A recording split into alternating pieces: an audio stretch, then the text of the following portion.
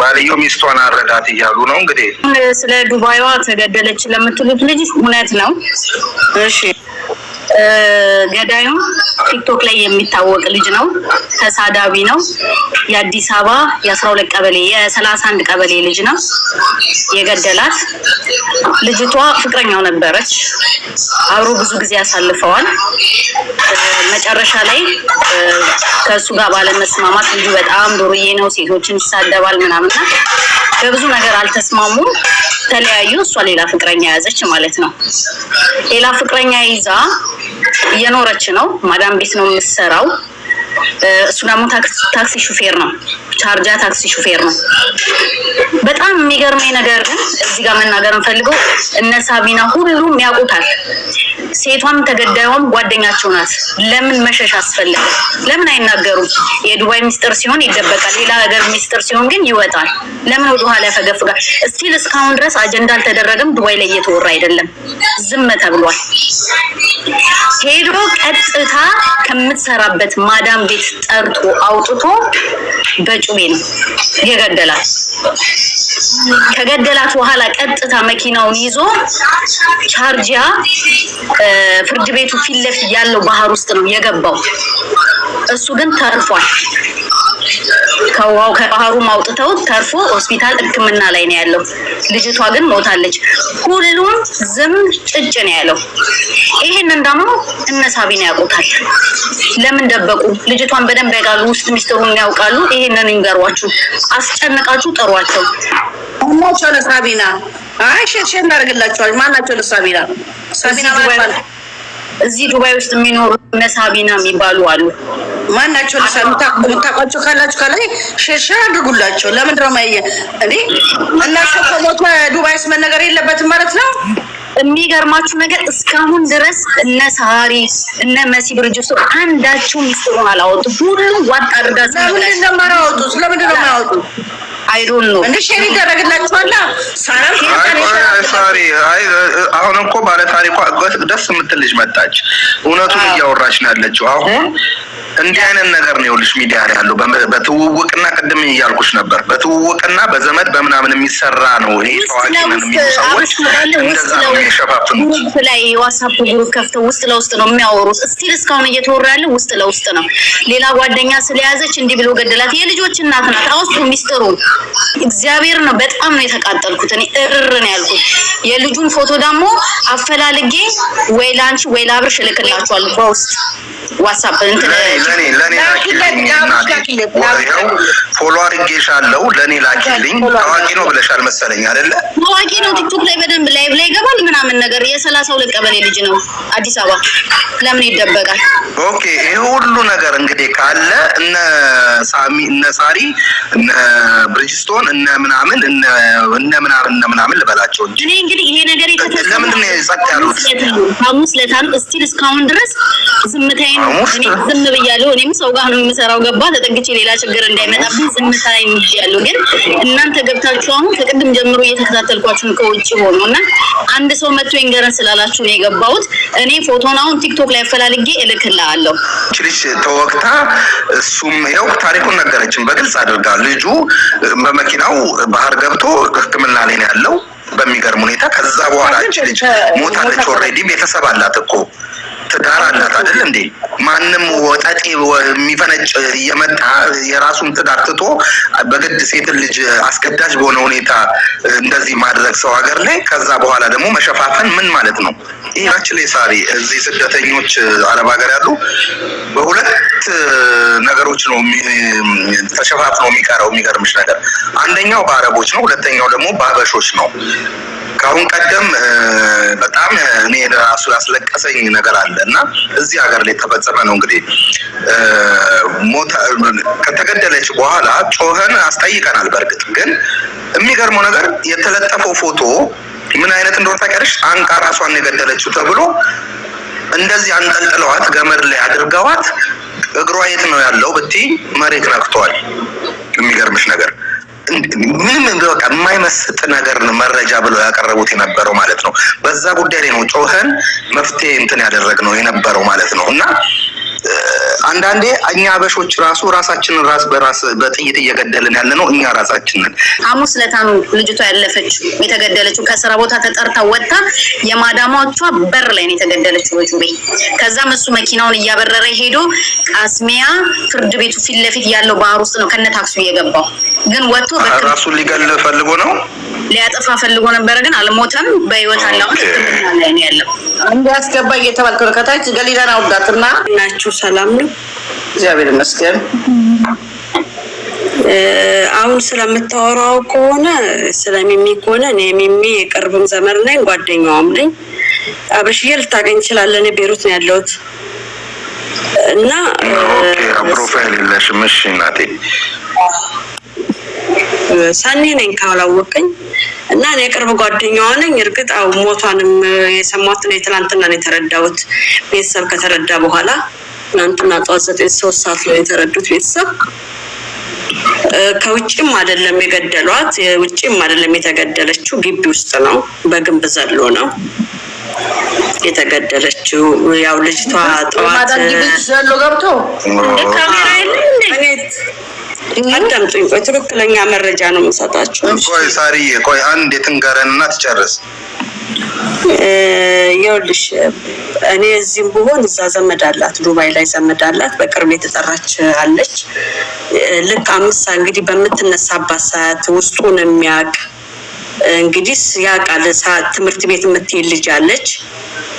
ትምህርት ቤት ለማድረስ ምግብ እየቆጣጠረች እያለ ነው እንግዲህ በግብ ነው የዘለለው። በግንብ ዘሎ አንቋት ወደ ጀርባ ሲያዞራት የ15 ዓመት ልጅ አለች ትምህርት ቤት ልትሄድ የተነሳችው። እሷ ስትጮህ ነው የወጋት። ወደቀች። በምትወርቅበት ሰዓት ያው የልጅቷ ጮህ ቶሎም አልተሰማም። ሰውየው የምትሰራበት ሰውዬ ታማሚ ነው።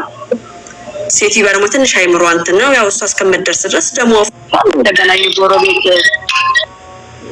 ደውሎ ነው መጥቶ እነሱ እስከሚመጡ ፖሊስ እስከሚመጣ ያው ብዙ ደም ፈሷታል። ለማንኛውም በህይወት ነበረች። ከዛም በኋላ ነው ህይወቷ ያለፈውና ወደ ሐኪም ቤት ይዘዋት ሄዱት እና ያው ልጁም እንትን ብሎ ቀጥ ብሎ ሄደው ባህር ውስጥ ነው የገባው ከነ መኪና።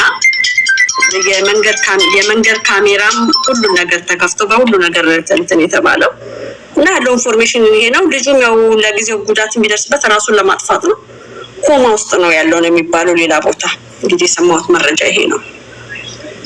ልጁ ተይዟል። ፍቅርዬ በምን ምክንያት ነው ግን እንዲህ ሊገላት የቻለው?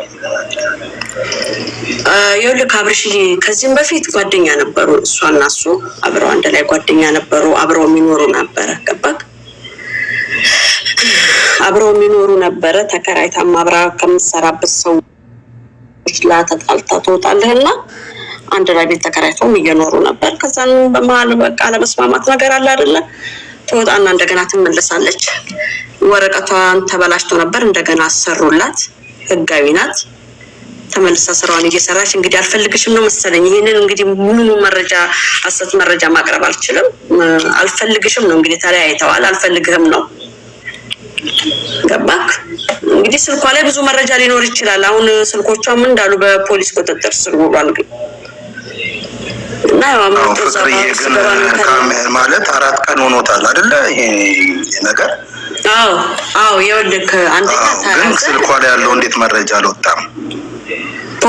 ፖሊስ ጋር ነው እንዳለ መሰለኝ እንዳለ ያለውን ነገር እንትኗም ወረቀቷም ሁሉ ነገር ያው ሰዎቿ ግቢ ስለሆነ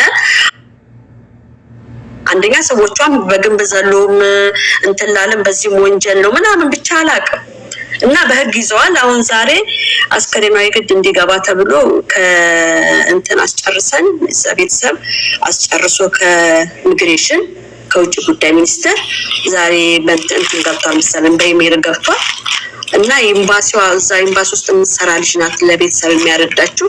እሷ እየተከታተለች ነው። እንደገና ዘመድ አለ ያው በውክልና አስከሬን ሊላክ ማለት ነው። ገና እንግዲህ እዚህ ደረጃ ላይ ነው የደረሰው እና ልጁም ያው ተይዟል። ያው በህግ ስር ነው። እሱም ኮማ ውስጥ ነው የሚባለው። እሱማ ያው ከቢተርፍም ራሱ በህግ መጠየቁ አይቀርም። በህግ ማለት ነው። ግን እዚህ አንቺ መጀመሪያ ይመስለኛል። እኔ ቤሩት ነው። አልሰሙም። እንዴት ነው ነገሩ? አብርሽ የሚዲያ የምንላቸው ሰዎች አሁን ቅድም እኔ ስልኬን አሁን አንተን ስላየሁ ነው ራሱ እዚህ የገባሁት። ቅድም የሆነ ማነች ቤት ሼር ሲደረግልኝ አልገባውም። ገባክ? እዚህ ጋር ህግ የያዘው ጉዳይ ነው ምናምን ይላሉ። እንደውም መጀመሪያ ገና እንደሰማሁኝ ያው ታውቃለህ ያልተጣራ ድነት ዱብዳ ስለሆነ እኔ ቶሎ ብዬ ቤተሰብ ነው ደውሎ ያረዳኝ ይሄንን ነገር ቶሎ ብዬ ደውዬ ያነጋገርኳት አክስቷን ነው። አክስት አለቻት እና እሷ በወቅቱ አስከሬኑ ከተነሳ በኋላ ነው እሷም የደረሰችው። ደሙ ግቢ ውስጥ ፈሶ ምናምን በቃ ፖሊሶች መጥተው የሞተችበትን ቦታ እና ቪዲዮም አለ። ቪዲዮ ደግሞ እሱ ባጥር ሲዘል በሚዘል ሰዓት አንዱ ቢላ ወድቆ በቃ ብዙ ነገር ነው። ብቻ ቪዲዮ አለ መሰለኝ ፖሊሶች እንግዲህ በየካሜራ የተቀረጸ ነው መሰለኝ። እስካሁን ግን ቪዲዮ ለኔ ያልደረሰኝ። ዱባይ ላይ ብዙ ቦታ ካሜራ አለ። ያሳዝናል። እንግዲህ ሐሙስ ዕለት ላይቭ ገብታ እሺ ቀጥይ እስኪ እናቴ እና ሮብለት ያቦይለት ራሱ ያቦይለት ቡና ፍርታ ላይቭ ከፍታ ነበረ። እንግዲህ ክስተት የተከሰተው ሐሙስ ዕለት ጠዋት ነው። ግን እስከዛ ድረስ የትም እንትን ያላሉ ጓደኞች አሉ አብረዋት እንትን ብዙ ነገር አብሽ እንዲህ ማለት አልችልም። እኔ ያለው ትሩቅ ማለ አታልቅሽ። ቆይ አይደለም ቆይ ያ ከባድ ነው። ባረፍ አውቃለሁ እናቴ ሳይገባ ስልኳን ለምን ይፈልጉታል? ስልኳን ስጡን ስልኳን እንፈልጋለን ብለው እዛ ድረስ የምሰራበት ቦታ ድረስ ሄዱ። የምን ስልክ የለም። አበሾች ተሰብስበው ስልኳን ምን እንደሚፈልጉ አላውቅም። ስልኳን በወቅቱ ነው ወዲያው ህግ ያዘው። ይቻላል አቅም አብሽ ከቻል ከርዱ በቃ እርዱ። አስከሬኗ ብቻ ለእናቴ ቆይቋ ማሌ እናቴ ቆይ እናቴ ቆይ አታልቅሽ። ይኸውልሽ ምን እንደሆነ ታውቂያለሽ? አሁን አስክሬኗ መላኩ አይቀርም። ያው ለቤተሰብ ወዲያው እግዚአብሔር ይመስገን እንኳን ቤተሰብም ሰማ። ከዚህ ቤተሰብ ኦልሬዲ ሰምተዋል። አሁን መላክ ያለበትን ነገር ከኤምባሲ ጋር ተነጋግሮ ከዛ በኋላ አስክሬኗ የሚላክበትን ነገር ማመቻቸት ነው። ከዛ ውጪ ግን ይሄን ደግሞ ነገር ያሳዝናል። እሱ ተንኳል። አሁን ለዛሬ ነው ከኢትዮጵያ ቤተሰብ ከውጭ ጉዳይ ወረቀት ያስፈልጋል አስከሬኗ እንዲገባ ተብሎ እንደገና ከቀበሌም ሁሉ ነገር አስመስክረው ምን ብለው አንድ ላይ ተልኳል። ዛሬ 9 ሰዓት 3 ሰዓት ላይ ማለት ነው በኢሜል ተላልፏል። እና አሁን እሱ እንግዲህ እዛ ካስጨረሱ በኋላ መሰለኝ ዘመድየዋ ቀርባ ፈርማ አስከሬኑ የሚላከው ነው። ኮንታክት ነበረ ብዙም ስልክ አትመልስም። እሷም ከራሷ ጋር አይደለችም። እና እንግዲህ ይሄን ያህል ነው የማውቀው መረጃ ልፈልግ። ፍቅር ግን አሁን ቤተሰብ ያለበት ሁኔታ እንዴት ነው? ቤተሰብ እናትየው ማዘር በቅርብ ነው ኦፕራሲዮን ራሱ ተደርጋ ብዙም ጤነኛ አይደለችም። እንደገና ልጆች አሉ ገባክ? ልጆች አሏት 3 ልጆች አሏት። አንዳንዶም ገና 8 ዓመት ልጅ ናት። ብቻ ማለት ሞችቷ ነች። ልጆች አሏት። አንድ 3 ሴቶች ልጆች አሏት። አንዷ 15 ዓመት ልጅ አላት። 3 ዓመት ናት።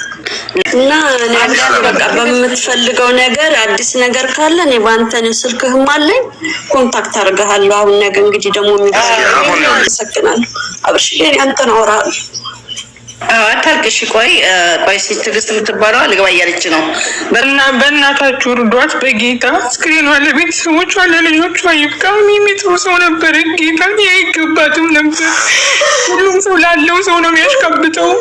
አንድ ድሃ ስለሞተች ነው ዛሬ ሁሉም ዝም ያለው። የገደላት ታላችሁ ቲክታክ ላይ ተሳዳቢ ነው። እዚህ ቲክታክ ላይ ሴት ሲሳደብ ነው የሚውለው፣ እናት ሲሳደብ ነው የሚውለው። ያኔ እናት ሲሳደብ ነቅፈ ነው ቢሆን ኑሮ በተቀመጠችበት ሄዶ ባልገደላት ኑሮ እህቴን ሜዳ ባላስቀራት ኑሮ። ንግስትዬ እንደዚህ አይነት ሰው ነው እዚህ ቲክቶክ ላይ የሚከበረው። ቅድም እያወራን ነበር። እንደዚህ አይነት ሰው ነው ፎሎ ያለው፣ እንደዚህ አይነት ሰው ነው ተመልካች ያለው። ከዛ ባልሶ ደግሞ እንደዚህ እህቶቻችንን እንዲህ በእንዲህ መልኩ ደሟ እንደ መከልብ ያደርጋል።